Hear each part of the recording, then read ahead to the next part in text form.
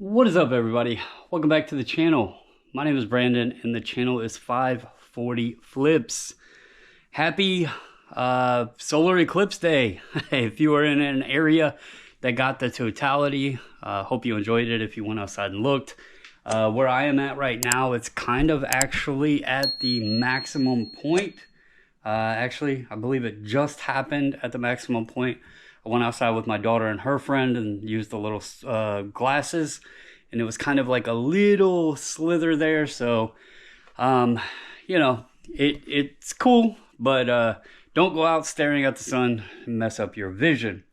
Back from vacation, if you can't tell, and in the basement here, had a very busy day. So I want to talk about that a little bit, talk about where we went, did some sourcing down there. I first want to go and acknowledge a couple comments that were on the last video. I do appreciate everybody. That video did pretty well, and I do and appreciate folks checking it out. There was a bunch of new subscribers, so thank you to all of you guys that have subscribed. Why isn't it showing me comments? Come on, here we go. All right, let's see here. So, where's it at? So, there was one comment. It says, "That's nice, but what does revenue have to do with what you put in your pocket? Don't know if you got a $12,000 raise. You're showing $12,000 in increased sales." To follow that up, there was another comment here that said, FYI, I know you're new to reselling. I have been doing this full-time for 25 years on multiple platforms, including eBay and Amazon. I have to ask if there is a reason you cropped the screen and only showed your gross sales. Can you do a follow-up and post your net? Meaning what eBay sent to your account after expenses like shipping and eBay fees. So I responded to all of the comments here, but I'm going to point out these two comments in particular because I want to make sure people are clear. You know, this comment is a lot fuller, but it was basically saying that I wasn't being fully transparent. And the part that was missed is they did not watch the full video. And this happens a lot with YouTube videos where people will watch a part of the video and then get to their keyboard and start chiming in, and the answer to their comment is just a little bit further in the video. If you watched the full video, around the 9 minute, I think it was 9 minutes and 9 seconds, I showed the clip of my net in both first quarter 2023 as well as first quarter 2024. As for the person saying that I was showing $12,000 in increased sales, yes, there's cost of goods involved. However, obviously I understand there's people new to the channel. There's always going to be new viewers, so I do understand this. However, I have stated many times that my cost of goods right now, well, usually anyway, but specifically right now, is very, very minimal because most of the stuff that I have been listing has been sourced in 2023. A lot of that stuff I am already in the profit on. So was there costs involved? Absolutely. I'm not saying that I didn't pay anything and the items were free. However, when you're looking at like the expense of it, since I'm already in the profit on most all of that stuff, there is an increase there of net revenue that I can say I am definitely making more money right now than I was in 2023. You know, when I started reselling in January, I had to build my store up. My store was filled with sports cards. That's all that was in there. Sports cards, cheap sports cards at that. And my sale number was high. Like I had a high number of sales, but my dollar amount was not there. And that's where I said, looking at so far for 2024, comparatively to 2023, right now I am averaging about $1,000 a month net because Again, I showed it. It was like 12,000 net for 2023, 15,000 for 2024. I also understand that there's some channels out there that pay up on items and they show high sales, and it's looking like they're selling, $200-300 items or $1,000 items constantly. And the truth is they're paying $500 to sell an item for $600. I understand that as well. Okay. Most everything outside of sports cards, when I am selling it, I am very cheap on my buy costs. There is a few items that I paid up on, and I learned my lesson very quickly. Unless those items have really high sell-through rates, they have a really high demand, and you can flip it real quick, it's not worth paying up on. A lot of those would be like trains and those sort of things that I've bought in the past. I would pay up, make the money, move on, right? Most of the things I'm selling right now, hats, shirts, tools, that sort of stuff, I'm buying at a very, very, very cheap cost. So I just wanted to make sure that I kind of clarified there, because there are some folks that have followed my channel over in sports cards for 4+ years now. They know that I am very analytical when I break down my numbers. I like doing the math on the paper. I like doing, my own little spreadsheets or graphs and showing the details of things. And I've been trying to do that over here, but I also understand that a lot of different channels out there on YouTube don't do things the same way. And obviously, if you don't watch the full video and you just seen that I snipped out that little section there, you were thinking, oh, he's not being honest. He's making things look better than they appear. When if you had just went a little bit further, it had the true numbers. I have nothing to hide here. I wouldn't share those numbers if I wasn't trying to be transparent. I'm doing this channel to try to help folks out and to have some fun, meet some people in the space, and just be honest about what I'm doing. I have no reason to hide anything. I'm not making $1 million. I'm literally sitting here buying cheap items. A lot of it sourced from the Goodwill bins, coming home, flipping stuff. So anyway, made that longer than I wanted to, but today was very busy. Got home. I had put my store on away mode, but still allowed sales. I know there's this huge conspiracy theory about away mode, and people do things different ways. Some people extend their handling time. Some people completely shut their store down. Some people, still allow sales. I still allow sales. And I put my store in away mode at 3 p.m. Eastern Standard Time on Monday, April 1st. And I allowed it to go through until Saturday, April 6th at noon Eastern Standard Time. The reason I did that is I knew on Monday I could get everything that had sold prior to 3 p.m. packed and to the post office. And then it gave me until noon on Saturday, which the post office closes at noon, that I was on away mode. So then anything that came during that period, nobody could sit here and say, where's my stuff? Where's my stuff? Where's my stuff? So that's what I did. And I wound up with 35 sales, and it was a gross total of $1306.10.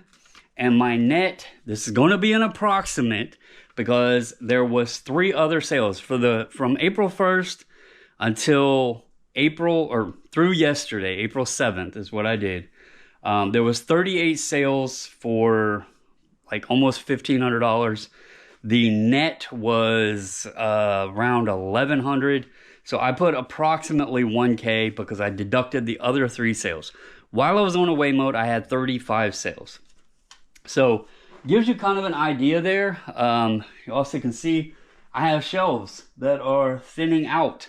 That is good news. That is not me not doing anything. That is things selling. And that is good news because yard sale season and stuff should kick up very soon. Now, as for vacation itself, and by the way, I got all 35 items packed and ready. And believe it or not, only 2 people messaged and said, hey, can I get tracking or an update on my shipping? I just simply responded back to them, said, hey, I was on away mode from, 3 p.m. April 1st till noon on April 6th. I'm doing all my shipping today. Your item will go out today. Only 2 people. Not bad on 35 sales. So hopefully all works out there and I don't have a bunch of mad people. But as far as vacation, it was nice. It was great to the weather was a little chilly. We had one day where it rained really bad. But it was nice to just go out, sit on the deck at the resort, watch, the beach and the waves and all that, listen to it. It was nice to go down and walk on the beach. We did take the opportunity to sit in the hot tub a little bit, but it got to me. I think the chemicals in the hot tub kind of messed my throat up a bit, but whatever. It is what it is. We went to the aquarium, did a few other things. We were at Myrtle Beach, and I had made a mention that I was going to try to invade a big YouTube reseller's space. What I was meaning there, because I didn't spill the beans, we were hoping to go to Harry Tornado's, the bins over in Columbia, South Carolina, which is the ones where Harry and his wife and a bunch of other people do videos and shop there.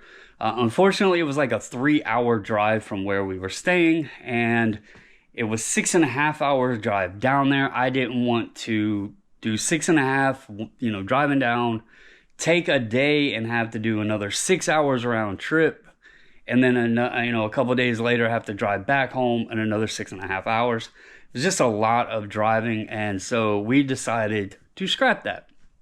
However, we did still invade a larger YouTube reseller's space because we were not far from where Bearded Thrift Machine, he does his Goodwills and yard sales and all of that. We did not see them when we were down there, but we did check out a couple of the Goodwills in the area. And we also went out on Friday and Saturday morning. I'm not going to lie, it's pretty nice when you can get up, go hit some yard sales and get back and hit the beach. And it's like 10 a.m., 10 a.m. That was pretty awesome. I'm not going to lie. That was pretty cool. But I'm going to overall, I got to give Julian and his wife a lot of credit because they must get really creative, or it goes back to that adapting to where you are and knowing what you can source in your area. When I was going to the yard sales, like me and my wife, we were both like, this just isn't what we're used to. Like, we actually hit this one community sale that said it was 600 a 600 home community, and it was a very large, nice golf community. A lot of people had set up, but it was just not stuff that like I was fluent in or was looking to pick up to resell. Also keep in mind, had to conserve space because we had to drive back home, but it was just, it wasn't a lot of what we are used to in our yard sales around here. And it was a very, very obvious example of how location and area that you reside in and learning what you're able to find and source and prices and all that. Like, I bought some golf clubs down there, and I'm going to tell you, those people are in a golfing area. They know the value of them clubs. So I found a few that were pretty good. I think they're probably $50, $60 clubs on resale. And, I had to pay $5 to $10 a club. Around here, I can normally get some decent clubs for anywhere between $1 to $5 usually, maybe $3 on average, but I'm not in a golfing community. I'm not in a golfing area. We have small golf courses here or there, but it's not like down there where you go down the road and everywhere you turn around, there's a golf course. Those people know their clubs. So that was a bit of a difference. You go into the Goodwills, you see Bearded Thrift on his channel when they're going to Goodwills, and he's finding the name brand clothing and stuff. We were looking around. I didn't buy a ton of stuff from the Goodwills, but there's definitely name brand clothing in there, and their prices are pretty good. Like, I'll show you here. Here's a pair of Tommy Hilfiger, vintage Tommy Hilfiger jeans, and you see $5.99 was the tag price. Here's a pair of Kookaburra by UGG, And the sticker is somewhere in one of these right here. You can see it down in there, $6.99 on a pair of these. In my area, these would be like $20 Uggs, if not more. And jeans, I think the cheapest price you can get on jeans is $8.99. So definitely, you know, a difference right there. So that was one thing I noticed. Again, also name brand stuff around here. It's going to be a lot of Walmart clothes donated. You know, I'm not saying you won't find name brand, but like I found several Coach purses. They weren't in the best condition.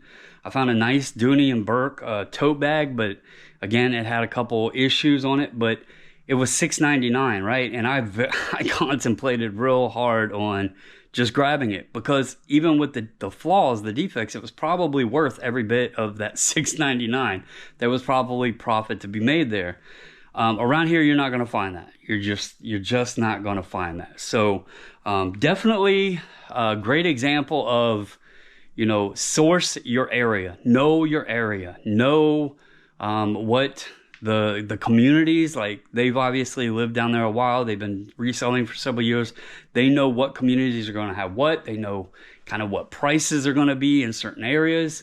And it's just, it's kind of neat to be an outsider and go into a new area and kind of experience that and just kind of see it for yourself, because I'm sure they do very well, but they are accustomed to what the opportunities are there. You know, myself, I think I did pretty well. My wife did pretty well. She bought a book that was autographed. She might keep it because she said she wanted to read the book, but she paid $1 for it, and I think she said it might sell for like $50 to $60. She bought this Talking Bluey plush that I think is like 20 or so. She did get tricked. She bought a Squishmallow that she thought was an original, but it was a re-release by Target or something like that. So that got donated to, I guess, my daughter or her friend. One of them took it. But yeah, so I'll show you a couple of other things here. This was probably the best buy overall. That found a sale Friday. Wasn't a ton there, but I did notice that there was like these box lots and a bunch of tools, and I didn't know what the prices were. I started picking some tools out, and there was this gentleman there, and he was like, I don't know really what he's asking, but he's asking too much on stuff. How about we do $1 a piece? And ended up giving $15 for this box. There's 13 pieces here, but you can see that's a big crescent wrench there. Nice set of fencing pliers right there. That's probably $20 or $30. A Craftsman Robo Grip. These can do pretty well. Some old vintage ball peens. Some of those do really good. There's another one there. I think that's a Plum. Yeah, Plum. I don't know if y'all can see that on the camera, but that'll be a good one. Here's another nice hammer right here. So, you know, creating opportunity. This is stuff where I know some of these things are really good. There's Blue Point. These are the Diamond, what is that? Diamond Horseshoe, I think is what it's called. Right there. Diamond Tool, yeah, and Horseshoe Company. That's what they're called. I'm not quite sure what this one is, but I threw it in there. It was weird enough that it might have value. So yeah, I mean, all of that for $15. One of those tools should do more than $15. Got a little Ping putter cover. That should be like $15-20 on that. Grabbed a pair of Nikes. I will say, I actually told my wife after we had stopped at probably 15 or 20 sales, I bought some old golf clubs from this one gentleman. I didn't pay much on them. I paid $3 a piece. There is a couple putters there. There's like a Wilson Pro Staff, I think, mallet putter that should be pretty good. But I gave $18 on all of those clubs. And then I bought those Nikes, and I told my wife, I said, I think I am stretching right now, and I'm starting to buy things because I'm not finding what I'm used to. And when I started feeling that way, that was kind of like the clue to, all right, let's just be content with what we got. We were on vacation anyway, but it was kind of that mental note that, all right, the day's not going how we had hoped. It's not going as planned. And instead of forcing buys and like looking back on the buys and saying, all right, you know, regretting them, it was like, okay, let's just cut what we've got, save our time, and just call it a day. And I think we actually did pretty well, but it was skirting that line of where it could have been a day that maybe we regretted a lot of the buys. And I think that's okay. That comes with learning. That comes with, you know, more and more experience. That comes with just learning more about yourself. And that's what I think is most important with this reselling thing is just, I've said it before, you know, the best education is what you're learning about yourself, what you enjoy reselling, what you're knowledgeable at, what you can, you know, you start to learn more about, maybe categories that you can pick out and real easy to spot opportunities there. When you go to a sale, if you're not finding anything, maybe there's something there that catches your eye, like those tools caught my eye. I said, okay, maybe there's some opportunity here. And I think I did pretty well on those. But overall, vacation was fun. It was nice to relax. It's, you know, I'm glad it's, let's see what time it is right now. We are at 3:30 p.m. So I'm glad on a Monday that I was able to get everything packed up to the post office already. And it's time to get some listing and get back on a roll. I'm ready to get this yard sale season and everything just rolling back along. It was nice to have a break. And I hope you guys have all been doing well out there. One last note, I do have the watch hours and everything, and I am eligible to do memberships or super chats and all of that stuff.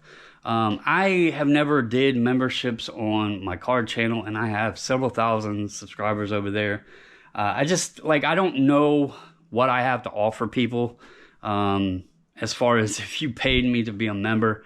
I don't know if there's some things out there, you know, maybe I could do stickers and do member stickers, or maybe if y'all wanted, I could do my what sold videos as a member video. I don't know.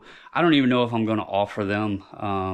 But if you don't mind and you made it this far, which obviously not everybody watches the full length of my videos, but if you would like me to turn them on and you just want to be a supporter of the channel, I would appreciate it, but it's definitely not something necessary.